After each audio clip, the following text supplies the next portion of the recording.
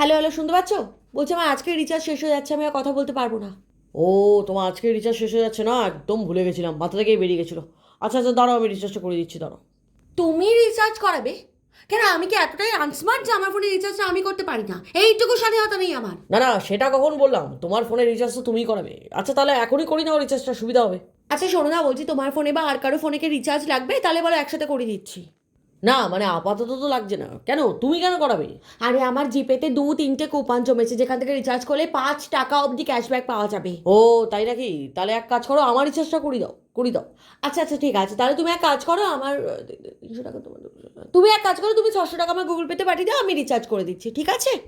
600 টাকা? কিন্তু তুমি যে বললে তুমি নিজে রিচার্জ করবে আজকে। হ্যাঁ তো কি, আমি কি বলেছি? আমি বলেছি আমার ফোন থেকে রিচার্জ করবো না, তো কুপনগুলো অ্যাপ্লাই করতে পারবো না। আমি কি একবারও বলেছি আমার টাকায় রিচার্জ করবো?